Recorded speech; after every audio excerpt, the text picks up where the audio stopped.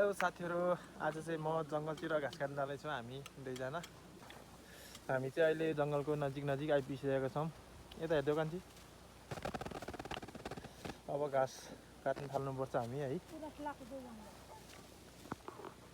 ल साथीहरू, अब चाहिँ हाम्रो घाँस काट्न सुरु भइसकेको छ हैन। अब टक्कै एक भारी घाँस काटेर लिएर जानुपर्छ। के हुँदैछ? ल गाइस, घाँस काट्न थालियो म चाहिँ। अब कतिखेर भारी पुग्ने हो? घाँसै काट्न थाल्यो। अनि घाँस फेरि कस्तो राम्रो है, दुध भैँसीले खाने जस्तो। यस्तै छ। अब यही पनि नपाउने बेला आयो अब। बडा ल गाइस, हामी चाहिँ अब भारी पुगिसक्यो अनि मुठा बाँध्न थालेको। अब कति मुठा भयो बुढी? 6वटा। अच्छा, 6वटा भयो त काहीँ त भएन।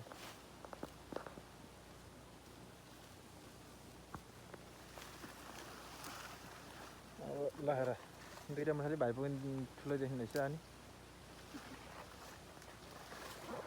अब चाहिँ अब घाँसको भारी बोकेर हामी चाहिँ हिँड्नुपर्ने हुन्छ भारी हालेर। भारी चाहिँ मैले हाल्ने कि तिमीले हाल्ने?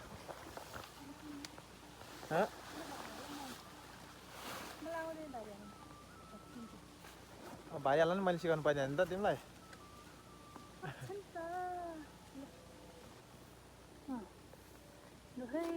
नाम्लो छँदैछ।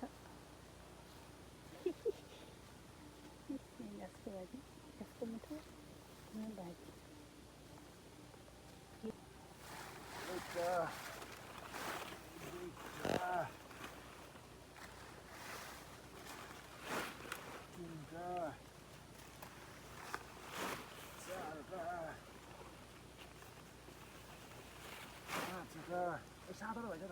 हुन्छ, म बोक्छु एउटा। हावा 6वटा मुठा काटेको मैले गनेर अनि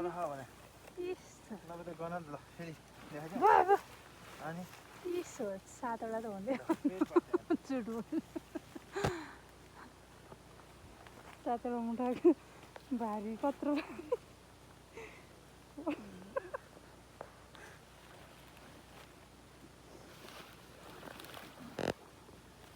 धेरै कष्ट हुन्न। अब यो सानो भारीले सान्दैछ फेरि चिक्क गर्नुपर्छ।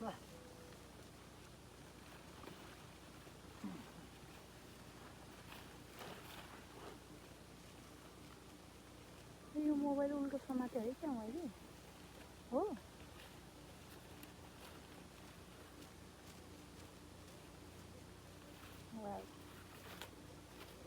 गाउँघरमा यस्तै छ जो दुःख। हाम्रो वन, हाम्रो त्यहाँनिर घर हो।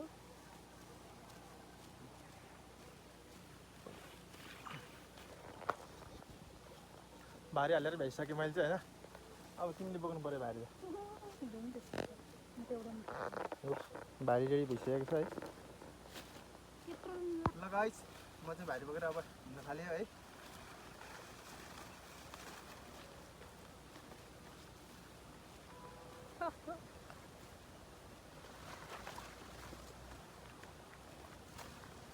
हाम्रो घर ठ्याक्क देख्दो रहेछ। त्यो गाडी भनेर चाहिँ है मेरो घर।